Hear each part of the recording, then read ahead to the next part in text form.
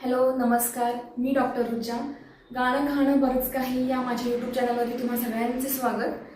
तर आता मंडळी कैरीचा सीझन चालू झालेला आहे आणि आज मी दाखवणार आहे सगळ्यांच्याच आवडीची अशी कैरीची रेसिपी, ती म्हणजे चटपटीत अशी कैरीची चटणी. तर ज्यादा वेळ न दवडता आपण आता रेसिपीला सुरुवात करूयात. तर जाऊयात किचनकडे. तर कैरीच्या चटणीसाठी लागणारं साहित्य पाहूयात आपण. एक वाटी कैरी मी चिरून घेतलेली आहे अशा प्रकारे. तर एक वाटी जर तुम्ही कैरी चिरून घेतलेली असेल तर त्याला अर्धा वाटी आपल्याला कांदा लागेल. कांदा कैरीची चटणी आपण करतोय. त्यानंतर आपल्याला शेंगदाणे लागतील, तेही अर्धा वाटी. त्यानंतर आपल्याला लागेल खोबरं. आता तुम्ही खोबऱ्याचे तुकडे पण घेऊ शकता, कारण आपण एनिवे आपण मिक्सरलाच हे काढणार आहोत. तर माझ्याकडे हा किसलेला खीस होता, त्यामुळे मी खोबरं किसलेलं होतं, त्यामुळे मी इथं खीस घेतलेला आहे 2-3 चमचे. त्यानंतर आपल्याला लागणार आहे सफेद तीळ एक 2-3 चमचे. त्यानंतर लागणार आहे गूळ. हे आपल्या तुम्हाला आवडीनुसार तुम्ही कमी जास्त गोड करू शकता, पण आता आंबट असते कैरी, त्यामुळे एक 3-4 चमचे तरी तुम्हाला गूळ पावडर लागेल. त्याच्यानंतर मी इथं घेतलेली आहे मेथी पावडर आणि इथं घेतलेला आहे कढीपत्ता. तर हे झालं जिन्नस. ह्याच्या व्यतिरिक्त आपल्याला फोडणीसाठी लागणार आहे लाल तिखट. तर लाल तिखटामध्ये पण मी दोन्ही घेतलेलं आहे, साधं आपलं तिखटाचं तिखट आणि बॅडगीचं तिखट.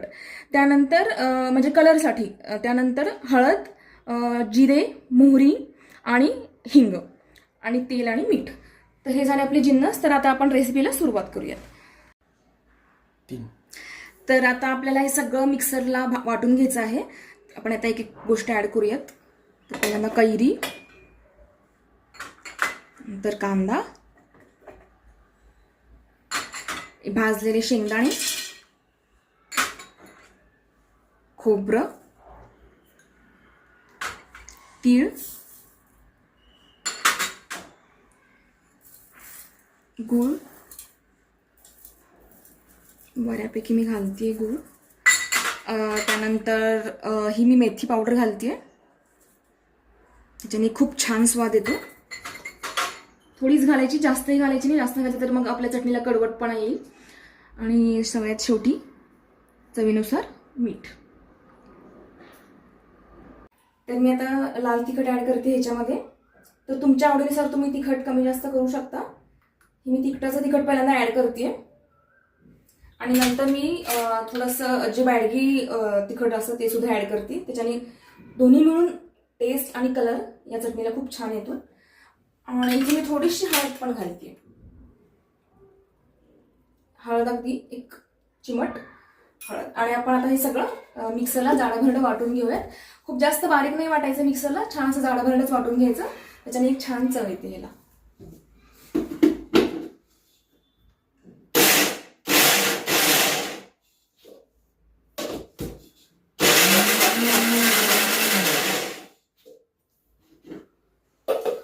ओके, आता हे छानपैकी वाटून झालेलं आहे आणि आता आपण हे भांड्यात काढून घेऊया.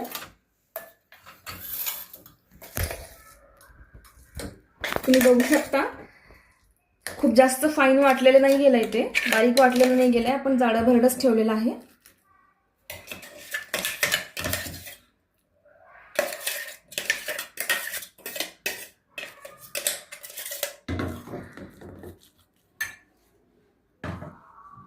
आता आपण फोडणीची तयारी करूया.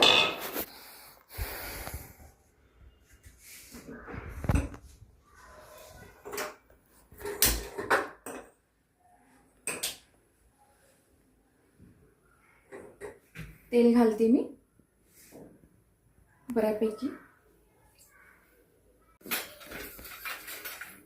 तेल थोडंसं तापल्यानंतर त्यामध्ये मोहरी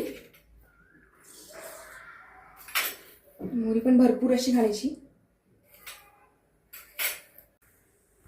मोहरी छान तडतडली की त्यामध्ये आपण टाकणार आहोत जिरे,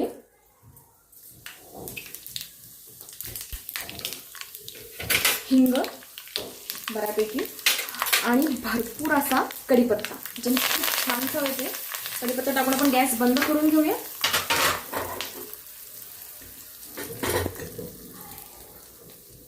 आणि तडका आपण चटणीला देऊन घेऊया.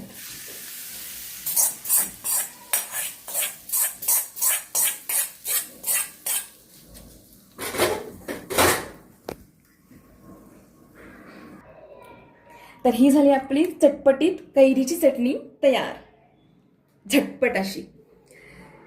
तर मंडळी, तुम्हाला हा जर व्हिडिओ आवडला असेल आणि असेच छान छान रेसिपीज, गाणी आणि बरंच काही जर तुम्हाला अनुभवायचं असेल तर माझ्या गाणं खाणं आणि बरेच काही या चॅनलला नक्की सबस्क्राईब करा, व्हिडिओला लाईक करा, कमेंट करा.